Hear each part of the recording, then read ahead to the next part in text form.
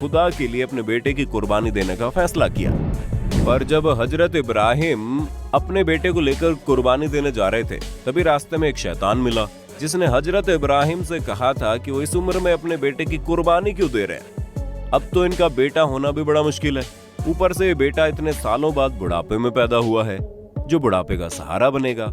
अल्लाह के कहने पर हजरत इब्राहिम कैसे अपने जिगर के टुकड़े को कुर्बान कर सकते हैं। अब शैतान की ये सारी बातें सुनकर हजरत इब्राहिम सोच में पड़ गए और फिर इनका कुर्बानी देने का इरादा भी डगमगाने लगा। लेकिन फिर उन्हें ख्याल आया कि नहीं, ये चीज गलत है, अल्लाह की फरमाइश सबसे पहले है। और तब हजरत इब्राहिम कुर्बानी देने चले गए।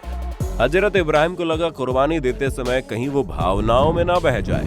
यही वजह है कि कुर्बानी देते वक्त उन्होंने अपनी आंखों में पट्टी बांध ली। लेकिन भला खुदा कैसे किसी के साथ बुरा कर सकता था।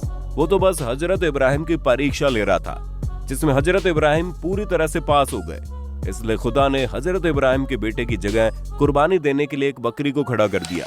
और तभी से बकरी ईद के दिन बकरी की कुर्बानी देने की परंपरा चली आ रही है।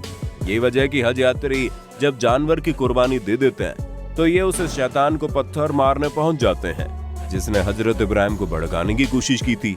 और इसी पत्थर मारने की रस्म के साथ ही खुदा से ये वादा भी करते हैं कि कोई भी शैतान उन्हें कभी भी बहका नहीं पाएगा। फिर चाहे वो शैतान बाहर की दुनिया का हो या फिर उनके मन में हो, वो हमेशा सच्चे दिल से खुदा की इबादत करेंगे। ऐसे में दोस्तों, ये शिवलिंग नहीं बल्कि ये जो 3 खंभे हैं वो शैतान का प्रतीक हैं, जिस पर पत्थरों की बरसात करके लोग अपने अंदर के शैतान को मारने की कोशिश करते हैं। ऐसे में कई लोगों के मन में ये सवाल आता है कि अगर ऐसा कुछ नहीं है तो वहाँ पर हिंदू को क्यों नहीं जाने दिया जाता।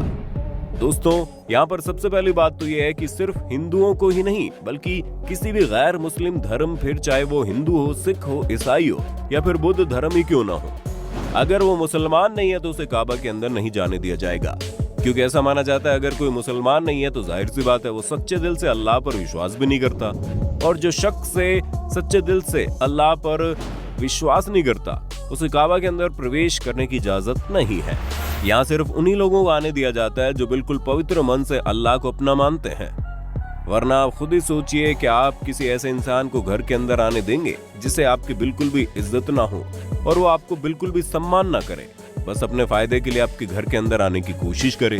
हमें मालूम है इस तरह के लोगों को आप दूर से भगा दोगे।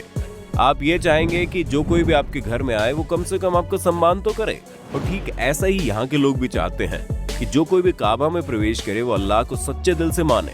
उसके लिए सबसे पहले अल्लाह होना चाहिए, बाकी सारी चीजें बाद में। तो दोस्तों, आपको मक्का मदीना से जुड़ी हर एक बात अच्छे से पता चल गई होगी।